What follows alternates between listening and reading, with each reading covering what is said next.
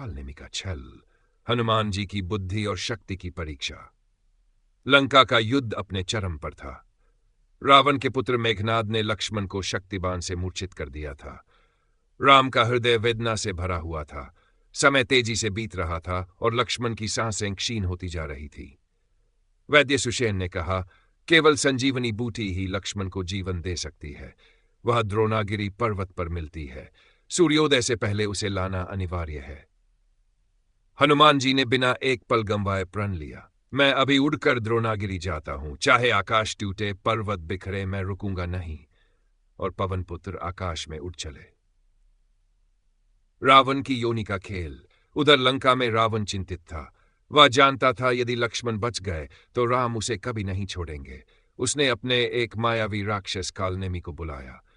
वह एक ऐसा राक्षस था जो छल, माया और रूपांतरण में निपुण था। रावण ने कहा, हनुमान को रोकना है। वह संजीवनी बूटी लेकर न लौट पाए, यही उद्देश्य है। कालनेमी मुस्कराया और बोला, राजन, वह नहीं पहुंचेगा। मैं उसे धर्म के मार्ग पर भी भ्रमित कर सकता हूं। झील के किनारे ईशी का वेश। कालनेमी एक दूरस्थ स्थान पर पहुंचा जहां हनुमान को उड़ते हुए निकलना था।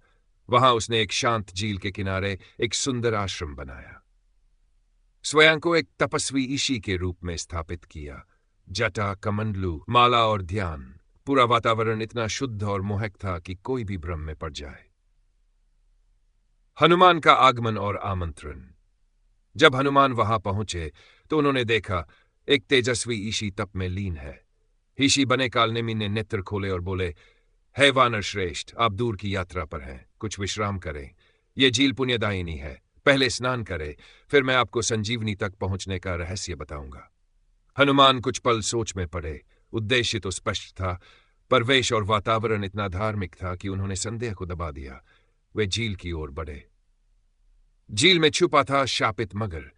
जैसे ही हनुमान जल में उतरे, एक भयंकर मगरमच्छ ने उन पर हमला कर दिया। हनुमान चौंके नहीं। उन्होंने अपनी पूंछ से मगरमच्छ को लपेटा और जोर से झील के बाहर फेंक दिया। फिर एक ही झटके में उसका वध कर दिया। मगरमच्छ के मरते ही वह एक दिव्य अप्सरा में बदल गया। अप्सरा का रहस्य उद्घाटन। अप्सरा फोल्डेड हैंड्स में बोली, हे महापुरुष, मैं एक अप्सरा हूं। मुझे श्राप था कि जब कोई तपस्वी और वीर योद्धा मुझे मुक्त करेगा तभी मेरा उद्धार होगा। आपने मुझे मुक्त किया। और सुनिए, वह जो ईशी के रूप में बैठा है वह कोई साधु नहीं, वह है राक्षस कालनेमी। हनुमान का क्रोध। हनुमान की आंखों में क्रोध की ज्वाला भड़क उठी। वे झील से बाहर आए। शरीर का आकार बढ़ा, विशाल रूप में आ गए। कंधे पर गदा, नेत्रों में अग्नि। हनुमान बोले, अरे अधम, तूने ईशी का वेश धरकर धर्म का अपमान किया। अब तुझे तुम्हारा दंड मिलेगा।